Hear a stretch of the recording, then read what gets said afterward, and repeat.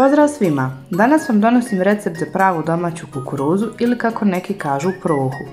Pišite mi u komentarima kako se kod vas zove i odakle gledate moj video. Kukuruza je tradicionalno jelo omiljeno na našim prostorima. A ja vam donosim stari bosanski recept koji se prenosi sa koljena na koljeno i sa kojim nikako ne možete pogriješiti. Prije nego što počnemo sa receptom, zamolila bih vas da me podržite i besplatno se pretplatite na moj kanal.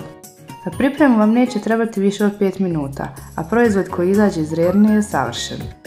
Od sastojaka za savršenu kukuruzu će vam trebati domaće kukuruzno brašno, najbolje ako možete kupiti direktno sa mlina ili neko provjereno na tržnici, i prokuhana voda.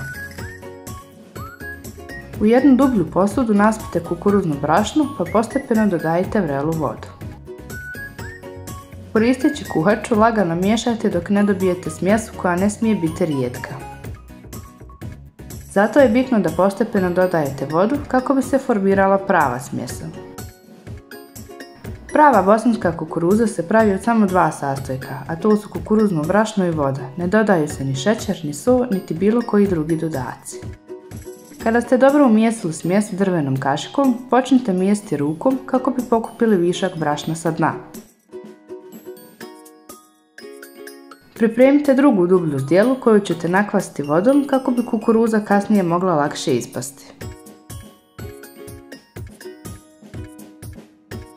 U pokvašenu zdjelu vadite smjesu i lagano pritišćite kako ne bi ostalo praznog prostora.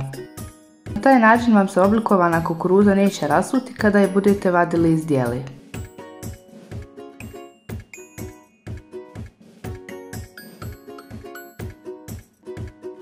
Na kraju dlanove natopite vodom i oblikujte rubove i površinu.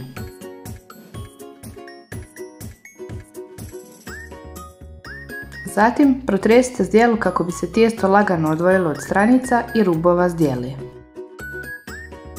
Tijesto iz zdjele prebacite u pleh ili tepsiju u kojoj će se peći.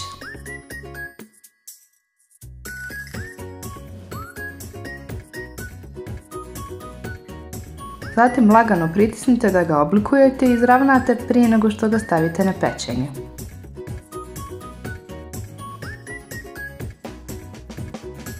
Na kraju bi trebalo ovako da vam izgleda. Uključite pećnicu da se zagreje na 250 stepeni. Zatim u prethodno zagrejanu pećnicu stavite kukuruzu da se peče oko sat vremena. Kukuruzu pecite dok ne dobije prelijepu zlatnu žutu boju, a površina odozgo treba biti raspucana. Kada je gotova, izvadite je iz pećnice i prekrijte čistom krpom, tako neka odstoji dok se prohladi i omekša. Kada se kukuruza ohladi, poslužite je uz kiselo ili slatko mlijeko.